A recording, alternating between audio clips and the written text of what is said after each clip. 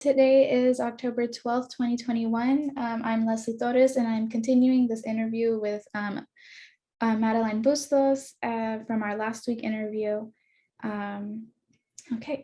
So firstly, in our previous interview, you had mentioned having to take care of your nephews and nieces while also working remotely, teaching remotely. So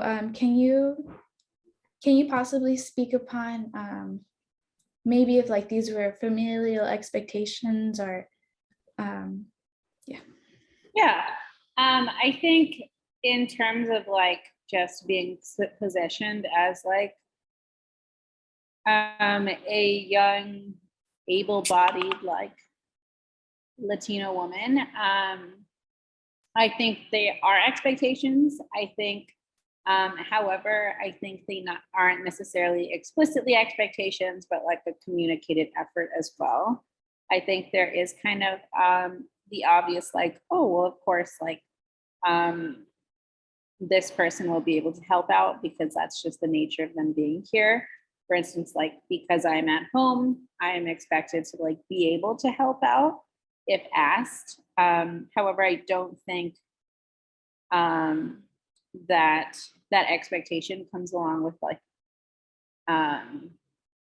a overwhelming negative reaction if I say no or that I can't. I think my mother and like my father both try to be kind of like conscientious of that, like asking people to do things is a lot. And so just having to watch children, I think, while doing a job, it is known that like that is a lot of work, and they didn't really expect me to do it all on my own, or nor did they want me to. I think my mother and my father are really supportive of just like giving us like the liberty of choice alongside kind of the expectation that hopefully we will choose to help out. And they also just like don't want us to do a lot more work than we have to. I think I really wanted to help out partially because again, I really do like spending time with my niece and nephew. And I did want to help out as much as I can, just because I think I like to keep busy. My father's a little bit, he's not necessarily older in age, but he does have like kind of some like health related stuff that does make him not as ideally suited to child rear at like 55. So I think while like watching him, he's able to do, he has done before alone, he continues to do sometimes. They do get a little rambunctious and like get a lot for him. So if I also like to like alleviate that. I think also my niece and nephew enjoy my company. So that's also kind of why I did it. I think it was really difficult because it was easy again to kind of get lost in the sauce of like what my priorities are. Especially like when it's taking care of like people you really like love. While I do think like the expectation to help out is there, I think there's a lot of different ways I try to contribute to my family out of genuine just like interest and desire to help out, whether that's like financially, emotionally, or like helping people with like, again, child rearing or just like supporting other endeavors, like whether that's like college application essays, etc. I think a lot of that is something I already do. So when there's like the expectation, I think it takes off a lot of like weight of like me feeling like I have to do it because I already help a lot. And I think that my family does recognize that and they want to be lenient. However, there was still kind of a kind of underlying theme that we need someone to do it. So if you could do it, that would be awesome. And I think I was pretty okay with that. I do think I will admit that it did like hinder some of my own personal kind of endeavors, speaking specifically on like making sure I was ahead and really putting my all into my graduate school work. I was definitely prioritizing teaching, like, and then child rearing, getting snacks ready, like entertainment, hanging out with family. I think when I was forced to kind of take on that extra responsibility, I think I like intuitively prioritized it and like deprioritized some of my own stuff. Unfortunately, and to the dismay, I think as well of like my mother, she doesn't want me to have to do that or to do that at all. But it was something that did happen. I think that's like worthy of noting. Okay. So are you in grad school right now? Yes, so I'm currently still in grad school. My work offers a kind of a route to get a virtually free master's in education. So I've been kind of working towards that. I think it's been a really difficult journey for me in terms of like personal priorities in a pandemic. I think sometimes I'm like, this is really something I'd like to have and what I'd really like to do. So I think it would be helpful to have a graduate degree in education to like pursue like my future career goals, whether that be inside the classroom in a school environment or in like the nonprofit sector or the government sector or the consulting sector. I think that that would be something valuable to have under my belt. However, I think as like I am also like a student and worker in the pandemic, it's something that I do wish I was dedicating more time to. I'm like trying to dedicate more time to be more successful at all of my like discussion posts and whatnot. But it is a struggle, I will say. It was a struggle at home and it continues to be a struggle right now. Did you start it during the pandemic? Yes, I think so. Yes, I started it fall of what year is it? Fall of 2020. Mm. So is it still online, virtual? So it's online virtually, and I think that's also like, I mean, that's a good thing in terms of like I'm a working person and I need it to be online. However, it's like definitely difficult to adjust to that like learning style if you haven't done it already. Because you graduated in 2019, right? So like you had that. Yeah. So yeah, in Amherst, everything's like in person. It's like a small liberal arts college, so there's really also like not much option. I don't think the options to be online are just like there because they're like, we're very small, can walk everywhere in like less than 10 minutes. Like, and that includes like the hills. The hills are what give you a little bit more time, but like if everything was flat, it would be like way easy to get everywhere. Only like 1,800 students for all 4 years undergrad. And like discussions just like priority all the time. So it was never like it was never really something where like modules or discussion posts were prioritized, at least for me as like a student in like the liberal arts kind of section, like doing religious studies and then doing English studies. I'm sure STEM may have had a different experience, but I did not. It was kind of just show up to class, chat about your readings, and you'll do like 3 or 4 essays a semester and then call it a day. I definitely enjoyed that way more. I think as many people do in terms of, instead of like this kind of like weekly discussion post review response kind of class style. So I think it's been a transition for me, not only because like the whole time I've been trying to do graduate school, I've been in a pandemic, but also just in terms of just like learning styles and kind of coping with the different ways that things are done in different places. So that's interesting how during the pandemic, you're both a teacher and a student adjusting to both sides of the whole online thing. Yeah. And yeah, it's really stressful. it's very stressful. And I think it's just also like coupled with, I'm like very open about just like mental health struggles. I think a lot of people in like my family just inherently have like mental health issues. And I think it's like pulled over to me as like a person in the world as well.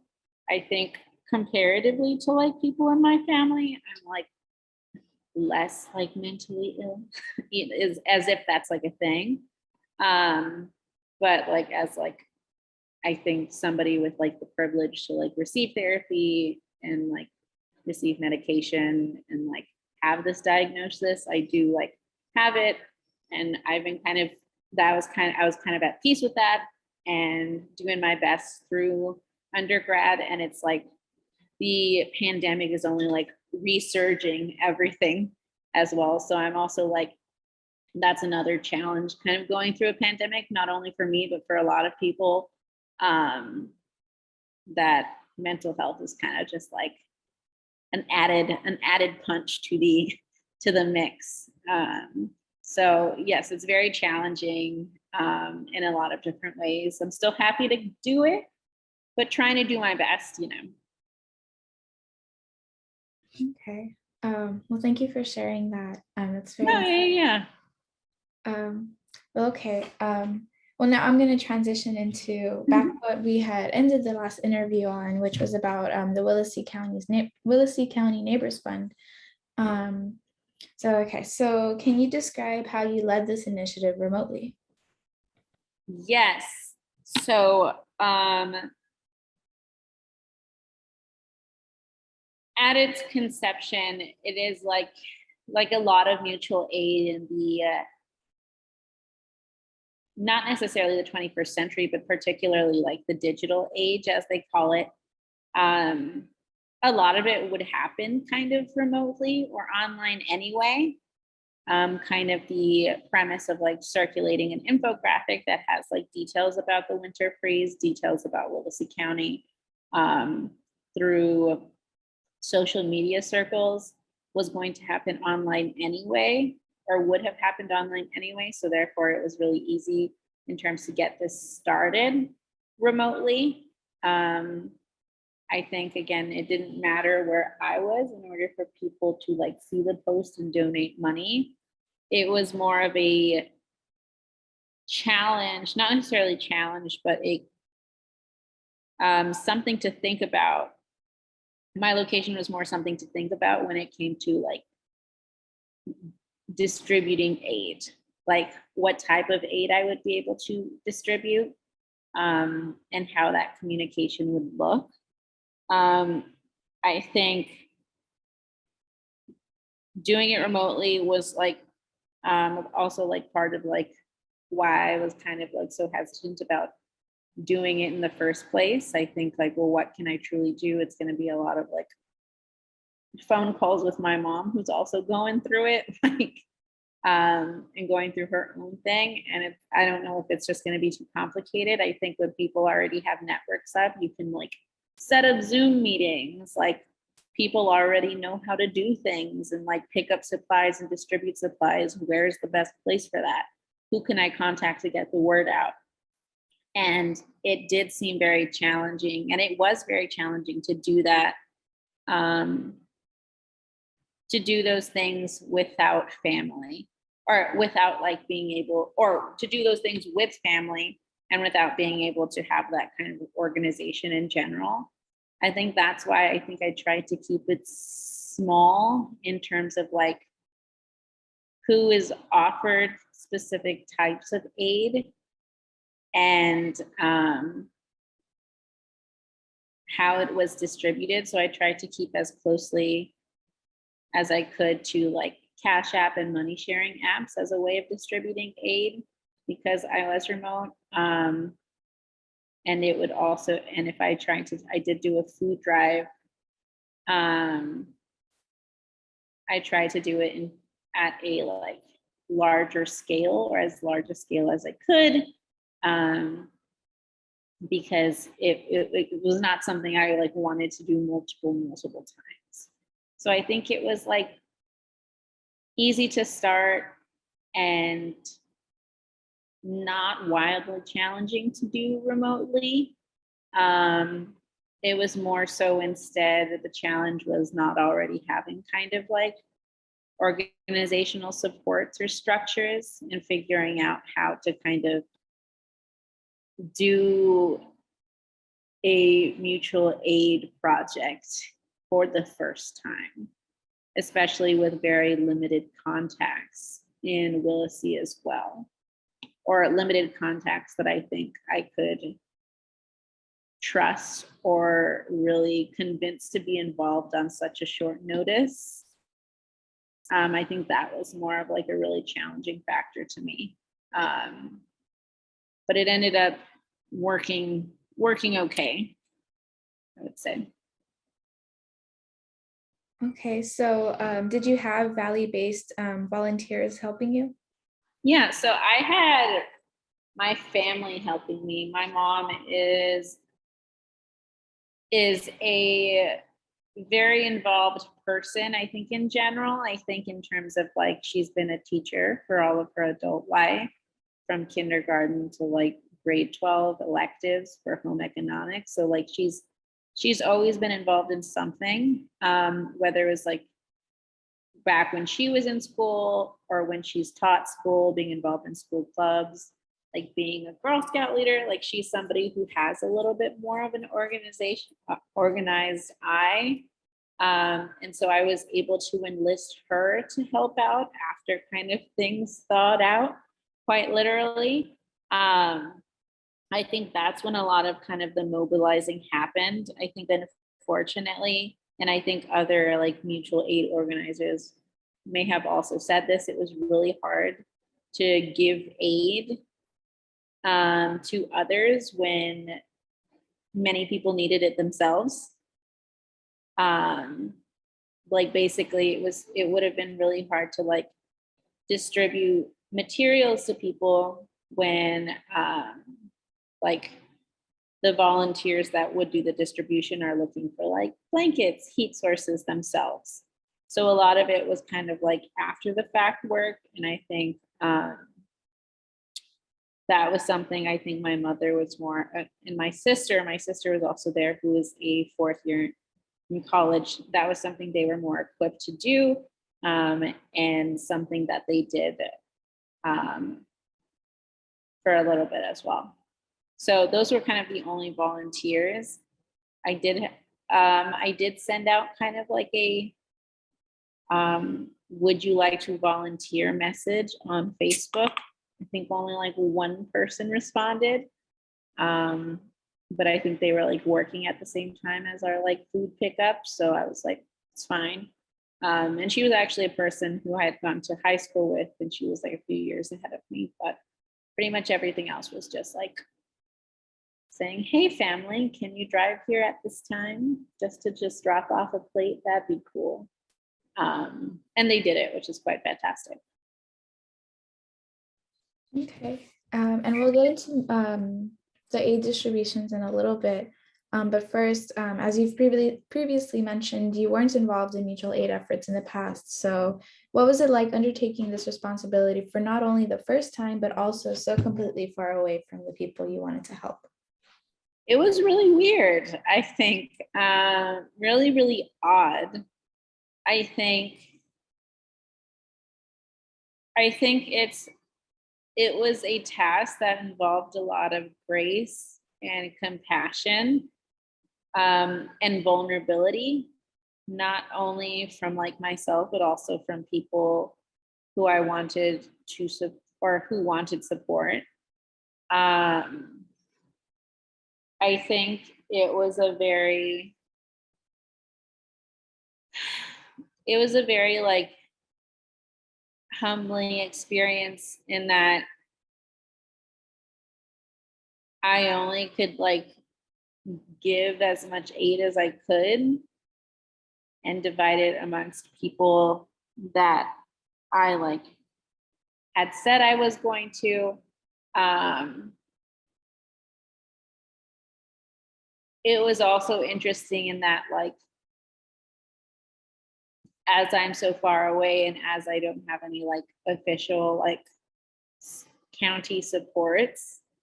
I really had to kind of trust that like people are from where they say they're from, and distribute the monetary aid to Willacy County, as that was what it was about. And that was the limits and parameters that I had set up for like the mutual aid fund. It was just a very bizarre experience, I would say, that required a lot of like thoughtfulness, which was really, really interesting. Okay, and I didn't write this down, but I'm realizing it's probably important to ask. Can you recall what efforts Willacy County made to support residents when this happened? Yes, so there were a few, a lot of them involved like hot food on the part of like local businesses. I don't remember if there was any government support. I do remember like the Ryan Solis law firm. I think he is from Raymondville, but I think his law firm, or he has an office there in Raymondville, but also an office in like McAllen and like Harlingen. I know he distributed breakfast tacos for a couple of days, like during the freeze. So he was more able to like mobilize, I think, there. I did ask that if he was going to do it another day, if I can like support like by giving monetary aid. I think also that somebody who worked at like State Farm was also doing kind of like a sausage wrap food kind of pickup situation as well on a different day. Those are kind of the only like community efforts that I do remember, specifically revolving around hot food. And I don't quite remember if there was anything else. I think that's all that there was as far as I know. Because I think everything else, specifically also like local businesses, also did not have power. And so I think those are the only places that were able to help out. Okay, and I can understand like a general drive to want to help these people during this event, right?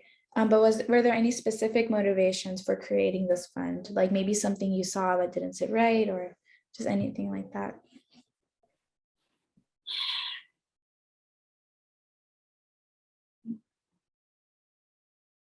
I'm trying to think, because there must have been something. I think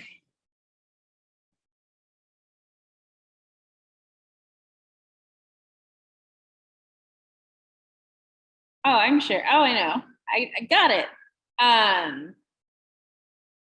Definitely the power of Twitter and seeing that there were being donations made to like cities and mutual aid foundations in like Dallas and Houston, and like nonprofits there and in other places in Texas. I think that was kind of really what did it. And it's just like, I think, as I explained earlier in the interview, as a like Rio Grande Valley resident, it's really frustrating, I think, to encounter a lot of the disenfranchisement that the Valley undergoes. I think it's even like, so something just like not really having many or any avenues for support is something really frustrating to see. It's like, I'm glad that big cities are getting, and the residents of big cities were getting aid.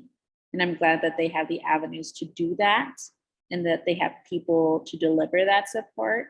I think it was just really frustrating and disheartening to see and be reminded that that does not exist. Really, I think it doesn't exist widely in the Valley, and it definitely doesn't really exist in Willacy County. And it was kind of those other mutual aid drives or nonprofit collections that I saw on Twitter that I think kind of inspired the idea of making a Willacy County mutual aid fund. Okay, and so how did you reach out to acquire donors and how were donations received? And additionally, can you recall the total extent of funds raised? Yep. So donations were solicited via Twitter, Instagram, and Facebook. I remember I made an infographic explaining what is currently happening in the Texas freeze, who people in Willacy County are. I included general poverty statistics as well, and also some information about the county and people who live there. And then I included how I plan to disperse the funds via, I said, materials and monetary aid and hot food. All of this was on the infographic and I accompanied the infographic on social media with a link for a request for aid for people to use if they need it. So I would know where to send any money that might be needed. And I kind of just like pushed that out.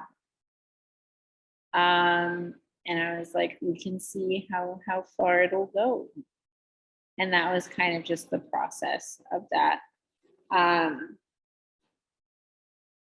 think what ended up, the number, let me see. I'm gonna try to see if I can find it here. The number that we ended up getting to in terms of donations,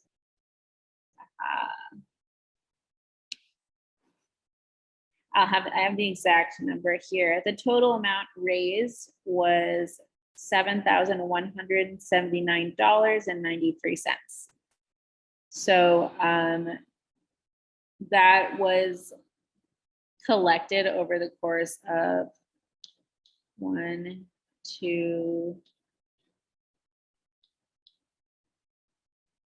3, 4,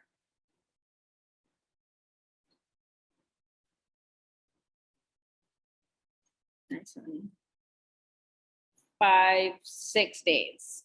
Yeah. And I think it was a total of 252 donations from Zelle, Venmo, Cash App, and I think that's it. Okay, so the 250 donations, that was all cash, right? Or that also include, okay.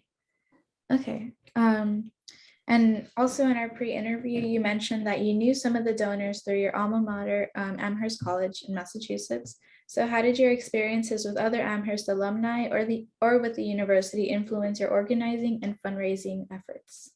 Yeah, I think it influenced it a lot. I mean, I think Amherst College, especially in the fact that it's like very pro-diversity and pro-change in a lot of different ways, heavily influenced kind of my like even like drive or ability to do a mutual aid fund.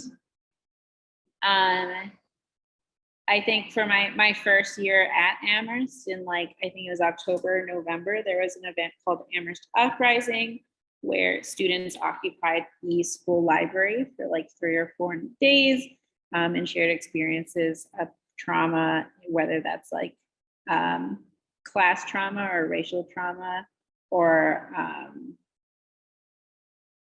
sexuality trauma at the hands or during their time at Amherst College.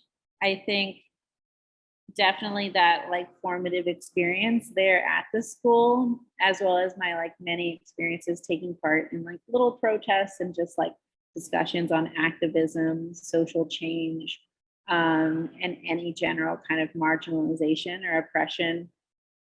Those conversations at that school has definitely put me in a place that where I feel like more authority to do something about it, and given me like kind of the know-how and the language to do a like mutual aid fund. Furthermore, I think my like experiences with others there has kind of given me like the knowledge that like people would donate and people have money to donate. I think, for instance, many of my close friends who like are from New York and who are currently in New York, like one of them is a consultant making like upwards of like 120K like a year, and she's not like even on the high end earning spectrum. So like that kind of just knowledge of that people have money to spend and they will spend it was very helpful, and just like kind of getting the guts to like do this. I think again, also like one of my close friends whose mom does like a community fridge in the Bronx and has her own like Humans of New York little post and stuff like that, and has done other like interviews revolving around mutual aid and food justice. My friend, she has done a mutual aid drive for Black trans folk before, and like she was like, hey, so and so who was like racist first year has given like $100 to me for this drive. And we were like, really interesting.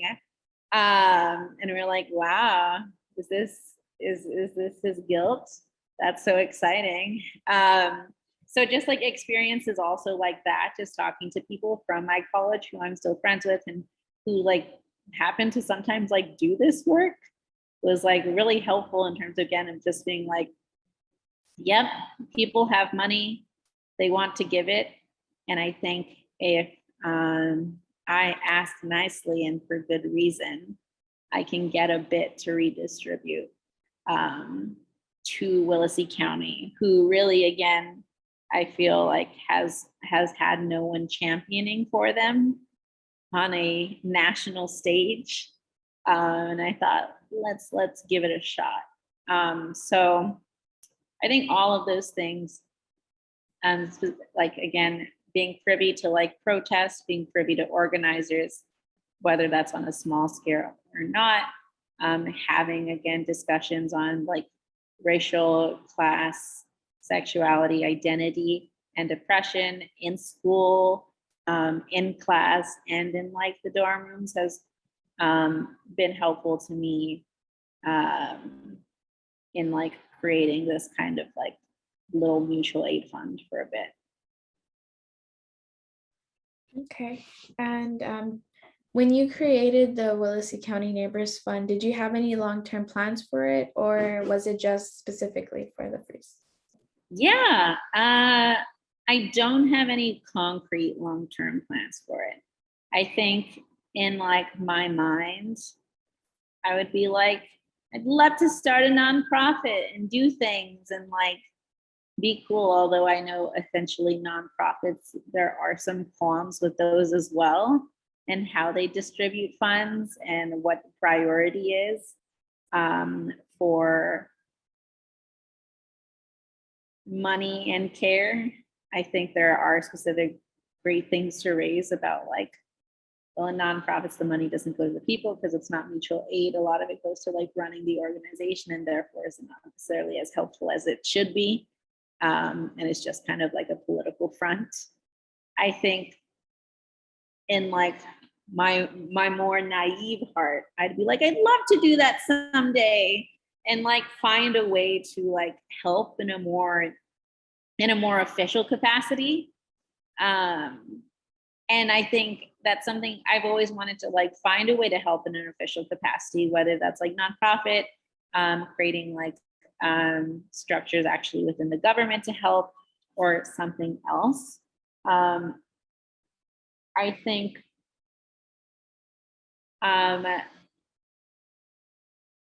of course, I think I'd like to do something like that. I don't have any, again, very solid plans.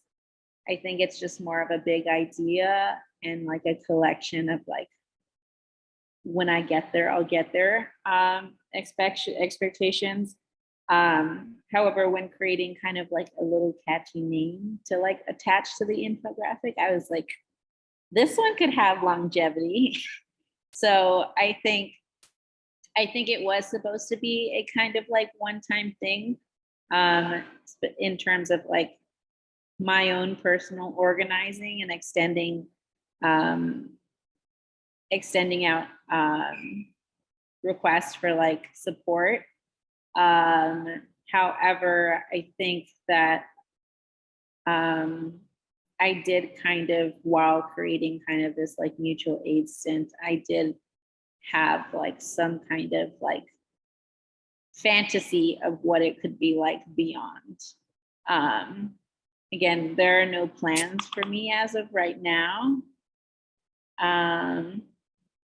But in the future, I'd like there to be, but it's just like time will tell. I think there's a lot going on, so we will see. Okay, and so you touched on this a little bit when we were discussing how you obtain donors, but can you explain your process of popularizing the Willacy County Neighbors Fund? So did you depend solely on social media? Did you direct it towards RGV circles, or did you also advertise it outside of RGV? Yeah, so I think I definitely depended on social media circles a lot. I think I did put it in my like work channel for my school, and it was like, hey, if anybody can donate, please do so. I advertised it again in social groups, whether that was from like my college or like any other social Facebook groups I was in. But other than that, I kind of was just like, let's see what social media, how it'll take it. And that was kind of really the only kind of plan for that. I don't think I distributed information on any official capacity. I think not Willacy County, RGV Mutual Aid actually like found me and was like, do you mind if we like bump this up on our story? And I was like, definitely go ahead. I don't think, again, I like don't have any prior experience organizing mutual aid. So I definitely didn't have that like in mind. Something that I would have done and maybe could have done that I didn't do, that I do have prior experience doing, is like asking businesses for like donations. I think I was just really busy, and also many of the businesses that I have like former relationships like through student council in high school, or like I didn't do cheer, but like my sisters or like my mother asking for those kind of donations. All of those businesses that I had prior experiences with were like in Willacy County. So I was like, I'm not going to ask you right now. You're closed. So that's an avenue I could have taken, but mostly this time I just kind of relied on social media and social circles that I like knew of, specifically my school, my college Facebook groups, and just kind of saw what happened. Okay. Okay. So earlier, you mentioned that meal distributions are made available through this fund. So can you describe how this process was implemented? Yes. Hard. Harder than I thought it'd be, but also not as hard. Not particularly difficult. So particularly wanted to amplify one of like the Rio Grande Valley and Willacy County restaurants. I wanted to make it central. So we supported the local restaurant, Andrea's Cafe. I remember my mother did some of the communication. Specifically, it was difficult for me to try and organize in the Valley because I actually cannot speak Spanish. And therefore, just like communicating with like some local restaurants, it was just almost like, it wasn't impossible, but it was not easy. So my mother did some like the organizing with me. It kind of just was like, there was just like kind of information on like how many plates can we get for how much money, and I had to put thought into how much money should I like dedicate to this like plate distribution, and how much money should I like how much can I dedicate to this without like dipping into like the opportunities to receive monetary aid for others, because there were many requests. So it was kind of deciding what like the number was that I was willing to spend, then like communicating how much we were going to spend, and then communicating what type of plate we'd like to distribute, slash the restaurant had to figure out when their like meat supply would get there, because also like trucks and deliveries were impacted because of the freeze. So there were like many moving parts. It was a few different phone calls with like my mother, the restaurant, and then the fact of like just like paying over the phone as well. And then after we put all like the logistics in order, I think my mom was just like trying to get someone to, or she was just needed to support at the plate kind of distribution. And we also needed to get the word out, which apparently it did. People came, which was exciting. We got the word out via social media as well. And that was pretty much it. It was just kind of like, how much money can we spend? What day do we do this where it won't impact your business, but you also can like get workers to come out? How much of this did they want to spend as like a community effort? And then who can support? And again, that's really where like in all of those steps, that's really where like my family came in to like make everything possible. So it was a really interesting experience, learning experience. It was very straightforward in some ways and just like a little bit more difficult in others, especially as I was like all the way over here and we couldn't like sit down and talk about this. But it went well enough, so that was pretty exciting. So how did people request aid?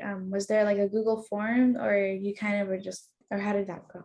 Yeah, people requested aid via a Google form. I can actually open it up. Where did I have it?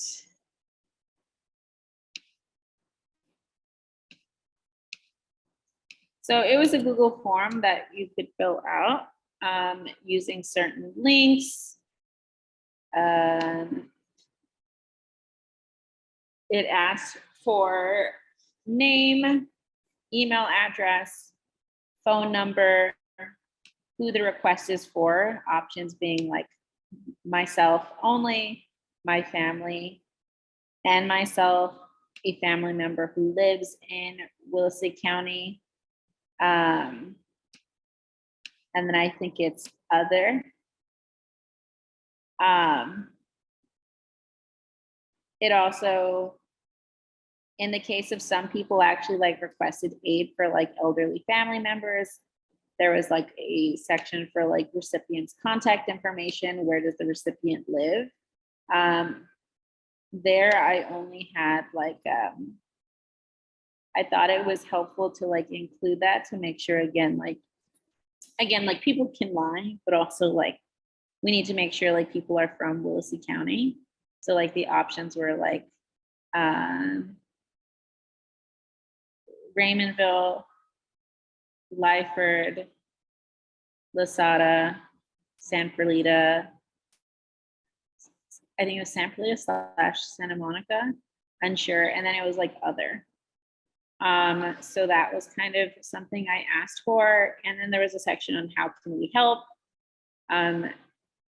including like food, hot meal, monetary aid is another option, supplies, which I said, please specify what supplies are needed in other, and again, other as an option. So in that way, I was able to kind of like filter out who could I like help most immediately via Cash App or Zelle.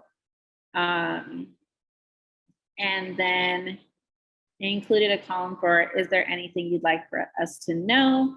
How did you hear about this campaign? Do you have any feedback? And then have you double checked all information on this form is accurate to the best of your ability? And being like, if it is not accurate, I cannot ensure that we can help you out. So those were kind of the options on the form. And I kind of just kept track kept track of the form by like highlighting in green who I had helped out, marking in like red people I cannot help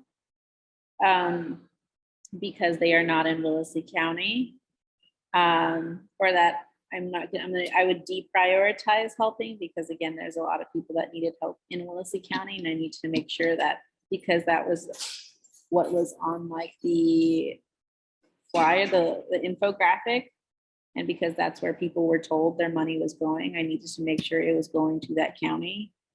I feel like that's kind of like how like the mutual aid trust works. So I flagged those on like my own end. And then I also did a little bit of, if I was like reaching out to them, highlighted it in yellow. But that's kind of just what that looked like. Just a big spreadsheet with information and just color codes that mean things.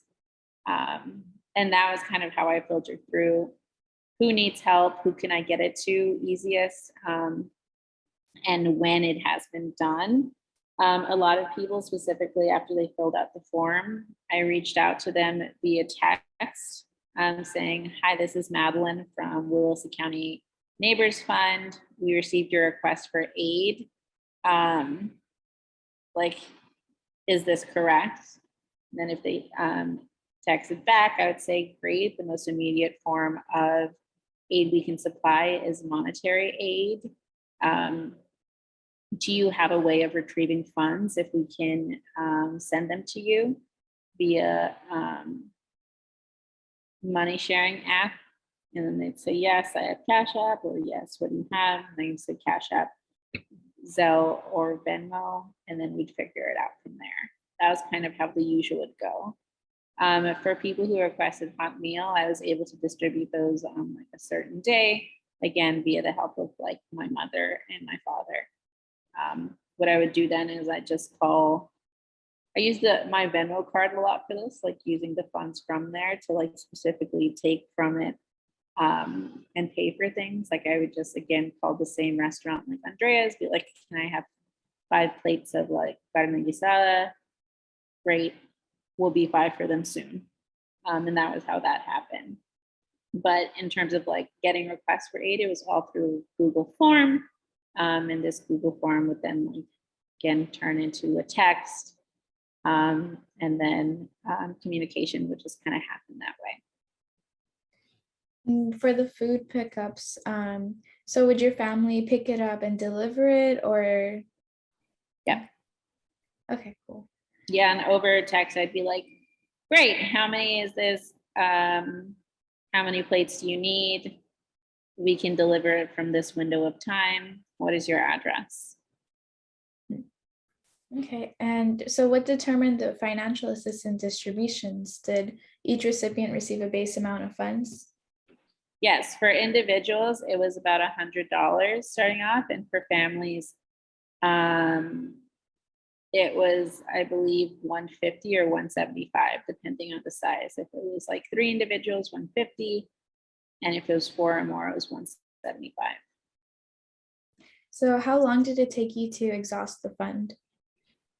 I think within 3 or 4, let's see.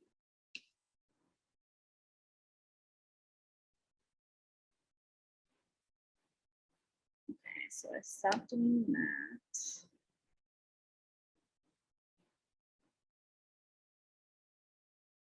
I think it took about, I think I started using the fund after a day of it already being out.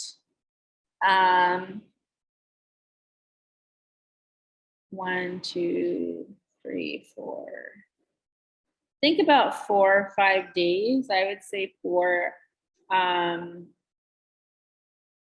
including like most of the funds and like the plate distribution. I say 5 days just to include like any like straggling amounts that I was able, or I promised I could send to people. And then if they didn't respond within like a day or two, I picked someone new, but it was more like 4 or 5 days. And by any chance, would you be able to recall the dates of when you started accepting donations and then the last day of when you exhausted the funds? Yes, I started accepting donations on February 17th, 2021. And donations were received from the 17th all the way through the 22nd.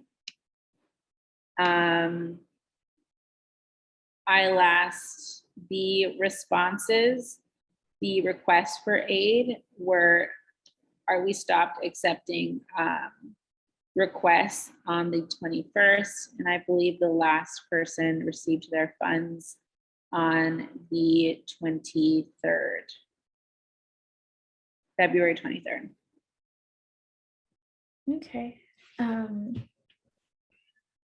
So what do you think has been the biggest challenge of operating and promoting material and financial donation drives during the COVID-19 pandemic? And on the same note, what has been the most fulfilling aspect of it all? I think the biggest challenge is like, again, just like not having enough.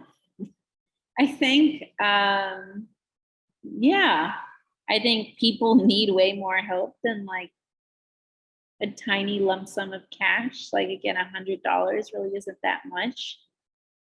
It's helpful, but it isn't enough to set someone up for like a very fun and fruitful time, especially when that person is in crisis. I think the most challenging thing is just learning to kind of be satisfied enough to give what you can and like stop accepting responses and like deciding what can and can't be done with the donations. I think that's really hard. I think also just like grappling with the fact that what you're doing is like not enough. It's something, but it's not enough. And also just grappling with the fact that it's not your job and it shouldn't be. It should be on the part of like the government to make sure like citizens are well taken care of and are provided with services. Like a government's job is to provide people with services. People give power to the government in order to do this. It is like the social contract theory. And like, I think it's very challenging to kind of grapple with the fact that you're doing these things, you're tired, you're asking other people to volunteer and spend their time doing something that can only be so impactful. And something that seems very like, that can seem very short term. And just kind of like, again, not being okay, like learning to be okay with it, but learning to be satisfied enough with your efforts is really, really difficult. I think the best part about doing it on the converse side is just like, while $100 is not enough, it's something. Even when you have like the tiniest wiggle room, or you are able to like buy something you need, I think it's a really great feeling. It's a great feeling to buy something you need. And it's like, as someone who's like formerly not been able to do that, and is now able to even just like to do that on a somewhat regular basis, it's like, it's just such a liberating feeling, not to be stressed about it. And I think being able to provide people with that feeling, however fleeting it is really valuable.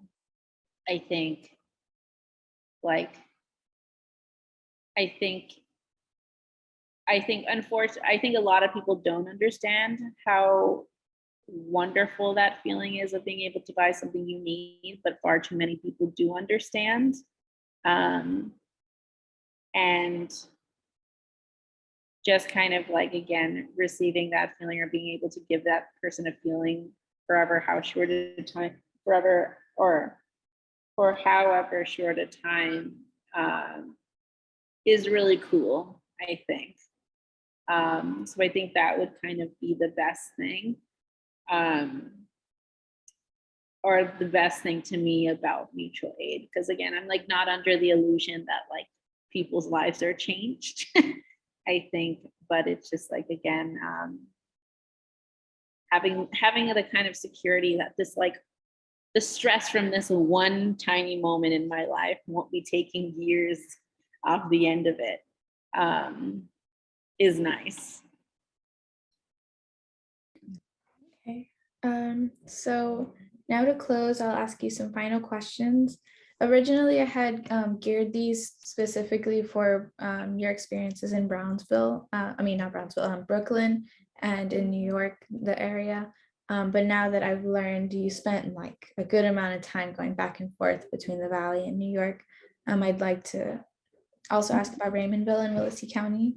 So are you satisfied with the local response to COVID-19 in Willacy County and Kings County? No, I would say. And again, I don't want to like make it seem like I'm under the illusion that like I'm also not contributing to the problem. I think if we're gonna start in like Willacy County, like a lot of people are just generally not conscientious of like COVID danger. And a lot of people definitely didn't really take it seriously in April of 2020 and May of 2020, when not a lot of New Yorkers did pass away from it. And as somebody who's like, again, was living in Brooklyn and kind of seeing what's happening on the news about just like the general state of healthcare, it was really distressing. And especially to have like friends still living here and be like, I cannot find grocery items. It was a really bizarre feeling to kind of have everyone in Willacy County be like so blasé about the entire thing and being like very much COVID deniers / turning health into like a factor in like religious testament thing, like especially hearing elderly people be like, if it's God's will. And I'm like, man, Bertie, what are you talking about? Like, that's the dumbest thing I've ever heard. It was really kind of frustrating. And it was also just like really scary. And I think, again, for a lot of like specifically Latina people who like really focus on family and congregation, it was also very difficult to grapple with the fact that like your parents are no longer able to do this and they really want to, and you really don't want them to because you don't want them to like die. So it was very distressing on that front. So I think also along those lines, I think those kind of COVID anxieties or missteps on the part of like community reaction, coupled with like the lack of government support and organization in Willacy County, it was really disheartening to me. and just a really hostile place to be. Even when I was back here, I think I got my COVID shot in May, and I was back here. I think it was like towards March. No, I got my COVID shot in January or February, and it was towards like March or May. I don't remember when they started releasing vaccines more readily available in Texas. I remember that I called 8 different people in the course of a day to try and figure out how to get my parents registered for a vaccine shot. I called 8 different people from Brooklyn, and many of them could not tell me who was responsible for this. And I called, I called the Texas Department of Health, and I called the regional, I called the Austin office. I called the regional office, did not answer. Their numbers online were not accurate. Called Austin office, and they said, you need to call the regional office. And I said, I did. They did not answer. This is not a real number. And they said, yes, it is. And I'm like, or no. And then I said, okay, I'll call again. And then they did not answer because that was not a working phone number, the number that the office had given me. And then I started calling different places and the county clerk. And eventually I was able to be to kind of get someone to say, vaccines are coming. We don't know when. I can write down your name and give you a call for later. Which just was wildly frustrating. Because again, there's just such a lack of communication and misinformation, not only in terms of not only regarding the Willacy County local government, but also just larger affairs throughout the state. And so that was a very weird thing to do, because I just received a link from my friend via text, clicked on the link and registered myself for an appointment in January. And while I was really lucky because I got that link early and was able to sneak in, and other people just kind of had to refresh. There was at least an online way to do it. And that is not how it happened in Willacy County. There's no online way to do anything. It's instead I have to make 8 phone calls and still nothing literally happened. So that was really annoying and really just frustrating as well. I think conversely, I think there's a lot of, in Kings County, I think the response has been somewhat more acceptable. However, I think there are still a lot of unvaccinated populations, specifically among Black communities.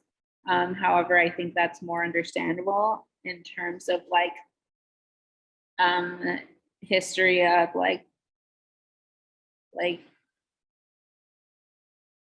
how would I say, violations in healthcare due to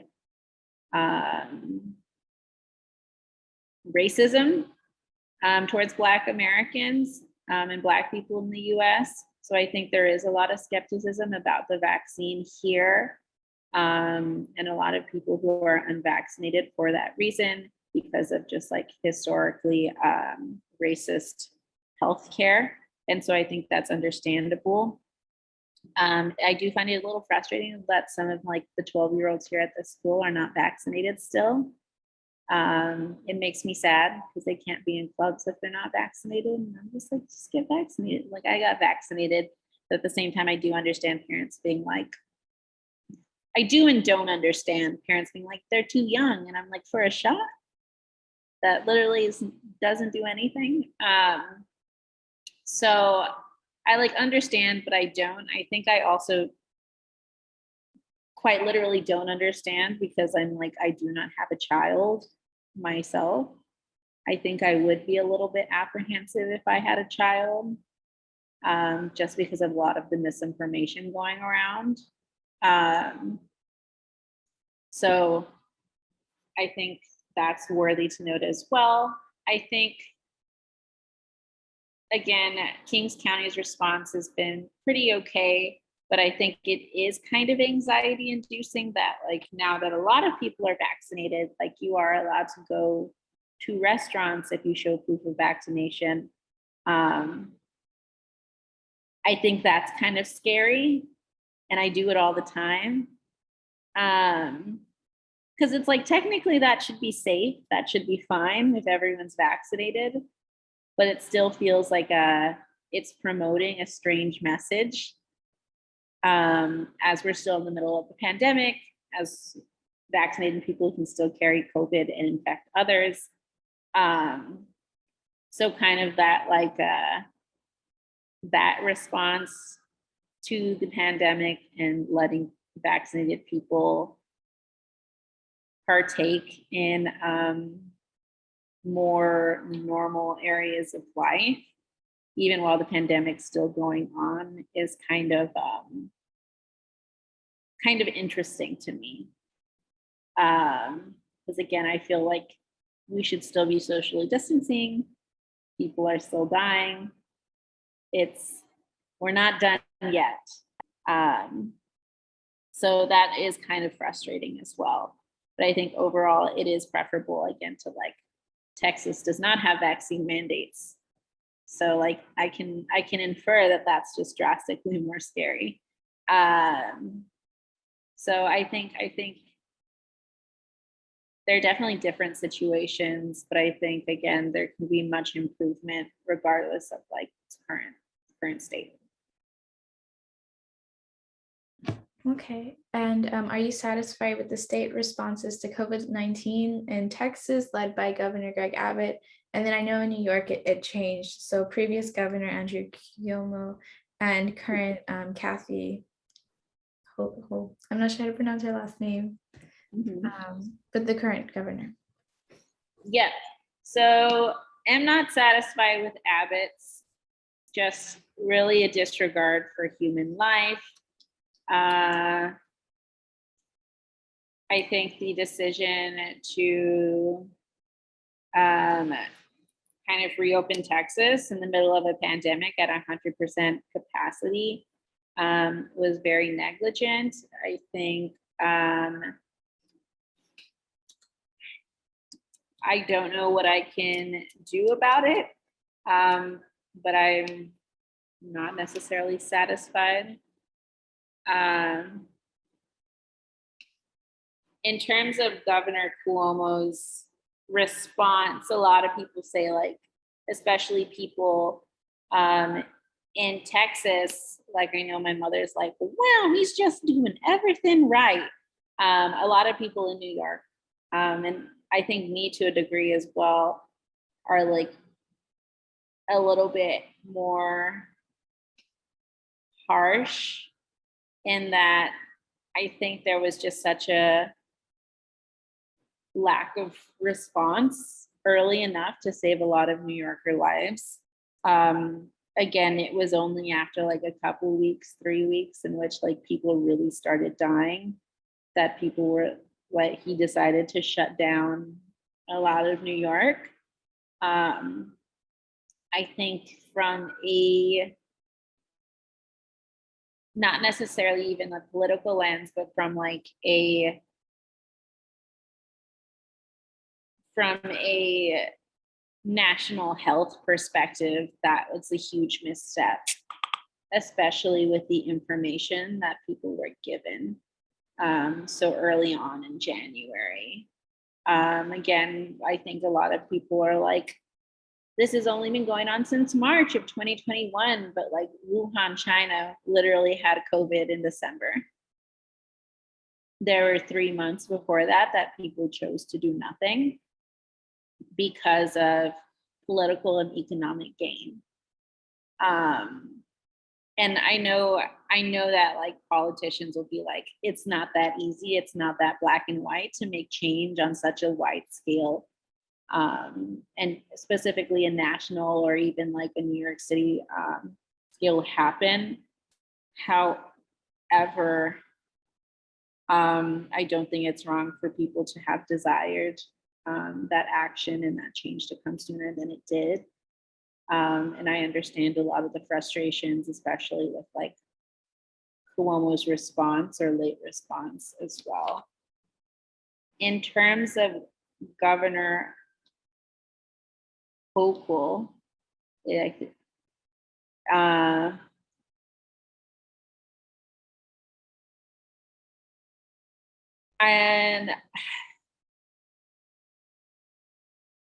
I truly had forgotten Cuomo resigned, quite honestly. Because it's just been a weird 2 months. Again, I've been in school, and so it's like nothing else matters. I come to school and I'm like, aha, teach history, tell children not to do things in the halls, tell them not to be rude to each other, go home, watch TV, go back to sleep, do grading, right? I don't know if there's any like different responses that she's done. I do know that over the course of like the last few months, like CDC guidelines have changed. I know that we are now allowed to, again, for only people who are vaccinated are allowed to eat indoors. I don't know if this is specifically a Hochul response. However, I do like that the only chance to be like, you can be open at full capacity, but only vaccinated people are allowed to come in. I do like that in a way. As a policy, whether most people enforce that a policy, it's like neither here nor there. Again, I think it's just, I think it's a really difficult question to kind of address Governor Hochul's response, as it's like, I think people try not to talk about the pandemic specifically anymore as a problem, and frame it a lot as vaccination rates as a problem. And so I think I've been privy to a lot less information in terms of what changes have been made in the past 2 months. Okay, and last year, were you satisfied with the 2020 national response to COVID-19 led by former President Donald Trump? I am not. Again, I think, Donald Trump knew about this in January. And there are many, many documentations of like just not doing anything about it. I think, again, the lack of government response, or the lack of timely government response, or adequate federal response and federal restrictions put on states in order to ensure the safety of American lives, has been really disturbing. And I think, again, while it is not easy, and I'm not under the impression that it is easy to make change federally and in a constitutional way, I think there was a responsibility as like a person to make these things happen. And I don't think that responsibility specifically lies on one person. I think it lies on several people, which makes it all the more disappointing that federal restrictions weren't put into place earlier so that we could curb the pandemic and prevent the loss of lives. Okay, and are you satisfied with the current national response to COVID-19 led by President Joe Biden and his administration? I think no. Again, I think, again, just like the lack of like federal responsibility and restrictions in place, and the many ways that we leave things up to state choice, resulting from like, I think that's a whole like history talk about like the American Declaration, states' rights, Civil War stuff. I think the state's abilities to kind of create their own plan of action has not proved to be very fruitful or very productive And I think something should be done about that. I am not a federal leader, so I know not what specifically. I know a few things that could happen. But I think the kind of journey to making things more consistent over across the country has not been there. And I think it should be in order for, again, people's lives to be saved and for things to get back on track. Okay, and if you had the power to respond to COVID-19 with policies, laws, or workplace decisions, what would you do differently, if anything? Again, I would love to make things more consistent overall. Again, don't know if I'm the best person to do this constitutionally, because I know there are restrictions that people have to like abide by in order to like protect the fabric of like the American democracy, and etc. But I think making things more consistent, especially about like what vaccinated or unvaccinated individuals, masked and unmasked individuals are allowed to do in public, would be a start. Okay, and last question, is there anything that you would like to talk about that I have not brought up? I don't think so. Okay, well then that concludes our interview. Thank you so much for sharing your experiences and your expertise in teaching and with the mutual aid and everything. It was really good. I had a really good time. Thank you. I'm glad. I'm just sitting here in an empty room. So thank you so much for having me. If you need anything else, definitely let me know. If you end up putting it on the internet, like send me a link and I'll check it out. Okay, cool. Well, yeah, thank you. Thank you. Have a great rest of your day. Yeah, you too. Good luck in school. Thank you. You too. Bye. Thank you.